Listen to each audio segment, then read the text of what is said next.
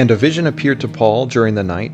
A certain man, a Macedonian, was standing and entreating him, saying, "Come over into Macedonia and help us."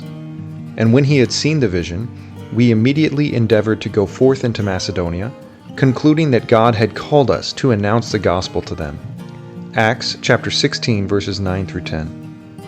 This week, we conclude the series titled Exhorting One Another with sharing from Tom Goetz on his personal experience of serving in Europe, as well as the burden to strengthen the Lord's testimony in key cities throughout the continent. This sharing was given during a gathering for working saints at the 2024 Thanksgiving Conference in Atlanta, Georgia. A link to the original audio can be found in the episode notes.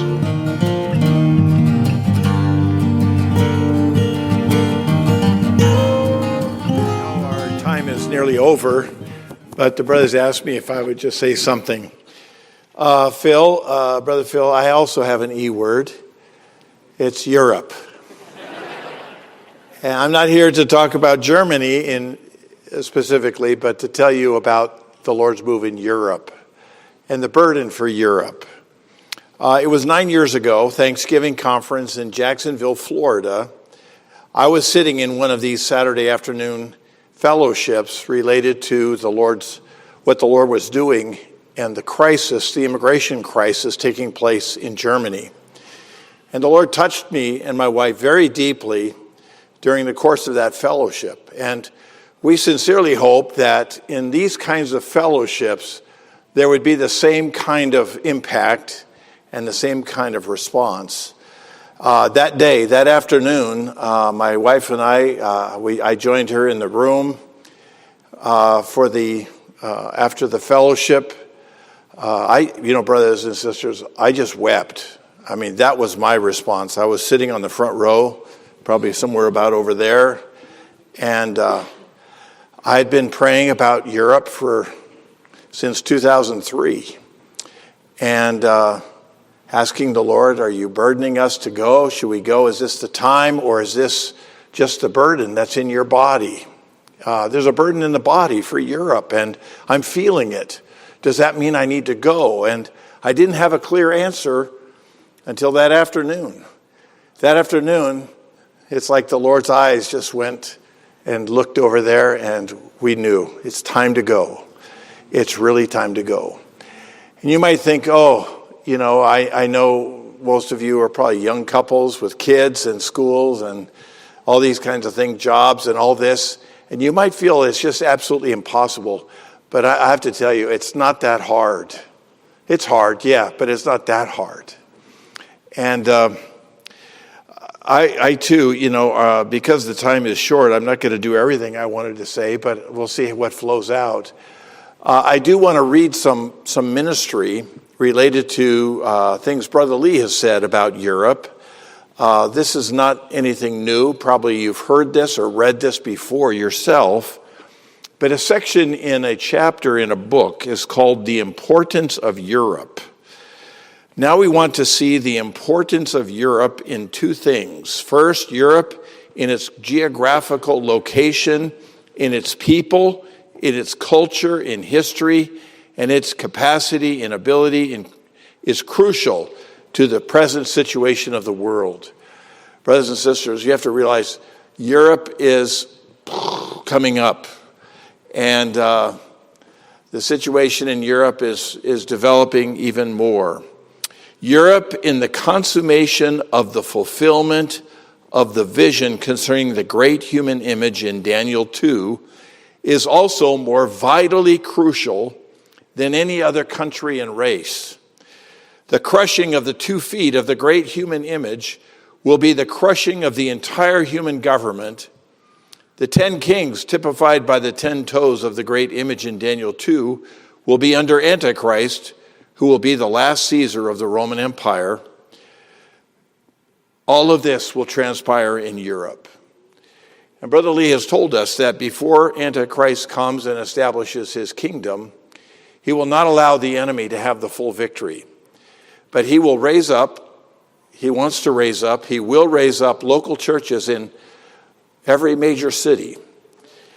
And we're still looking at Europe, and we're looking at the map, and we have the pins on the map, and there's still so many major cities without a lampstand. And we don't know how the Lord is going to meet this need. And you heard just the prayer. I'm so impressed by the prayer of these small group of saints for 3 years in France, praying that the Lord would bring the church life in the French-speaking world out of the stage of initiation and be rooted there and spreading there. The Lord needs a solid testimony there. We're not satisfied to have these struggling little places. The Lord needs bright, shining lampstands all over that continent, saints. I was reading in the ministry, and I don't quite remember where. I think 1970 something. Brother Lee was talking about the migration to throughout America. It was in the mid-70s, and he was in Akron, Ohio. I remember that, and he was meeting with the coworkers, and he's talking about how to strategically take the United States. And he had 50 major cities in the United States that he had targeted. I don't know if any of you have targeted the number of cities in your state that need to be taken, but this is Brother Lee. 50 of them. He said already, I think it was 34 of them already had local churches. And so that left 16. And so these became targets. Well, brothers and sisters, we are fellowshipping more and more in this kind of way, is how to give the Lord what he needs in Europe before Antichrist comes and sets up his kingdom. And what we've done is we made an announcement a few years ago. This was maybe during or before the pandemic time, targeting 6 crucial cities. These 6 cities were on the LME website. They were put out. I think there were many prayers for these places. Well, over the last number of years, 3 of these cities have been really solidly established. The church in Lisbon was taken in the fall or winter of 2022. The church in Barcelona has been strengthened through migration and some other factors. I'm not sure what, but they're doing well. And then we took the ground in the church in Zurich, Switzerland. Well, there were 3 more cities that we were burdened for. One was to strengthen Rome. Well, we heard this afternoon there's a couple getting ready to move there, but it needs more than that. When Brother Lee talked about a church in Rome, he thought there should be 150. Rome, think about that, saints. You could have a church life outside the Vatican, that dark, dark place.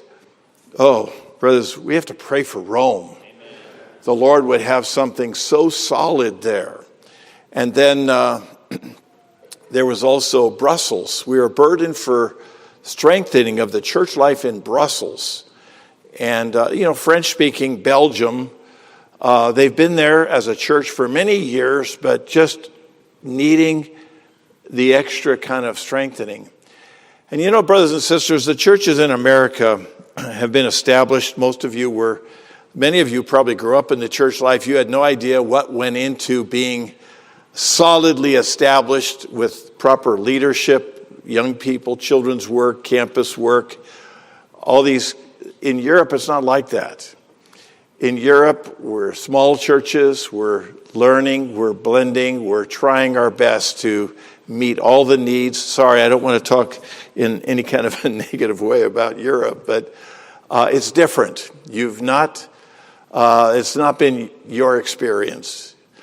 And so the Lord needs some that would have a heart, would have the burden, and would have the direct leading from the Lord to come there. And let's see, I mentioned, Dublin was another one of the 6 cities that we were praying for, that the Lord would strengthen. The last English-speaking country in the European Union is Ireland. But in addition to these 3 that we still have on our list, we have 6 more that we would like to add. 9 cities in total. I'll read them again. First one is Athens, Greece. This is another city that Brother Lee referred to that was crucial for the Lord to gain, like Rome and like Jerusalem. Athens, Greece.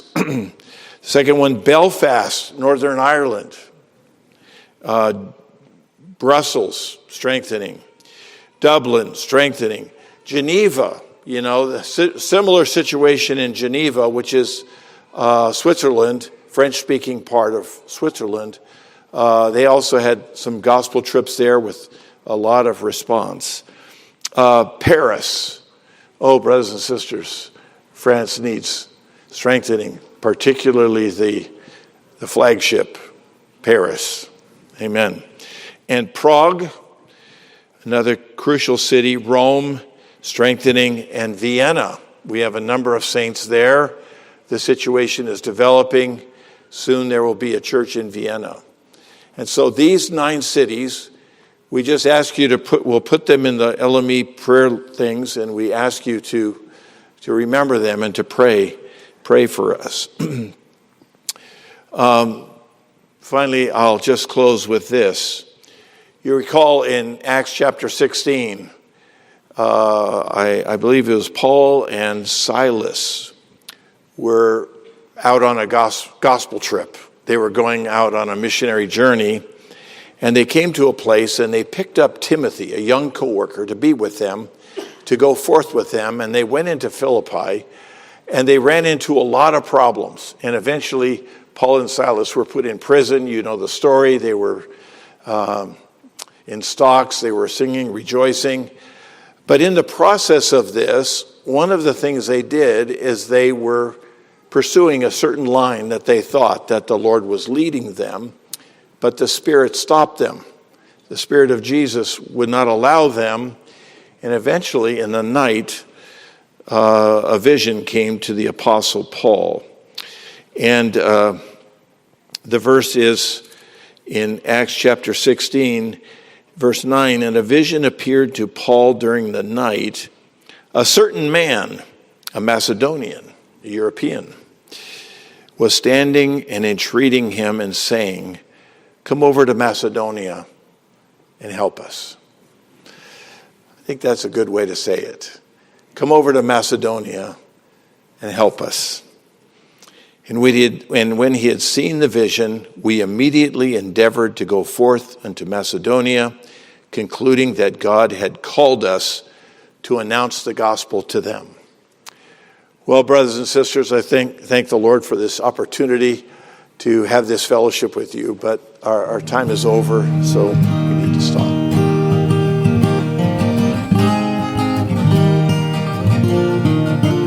Thank you for joining us today. To hear the complete recording and other messages, please visit livingtohim.com. If you would like to receive regular updates from us, please subscribe to this podcast and join our mailing list on our website. You can also find us on Facebook, Instagram, and YouTube, where our handle is @livingtohim.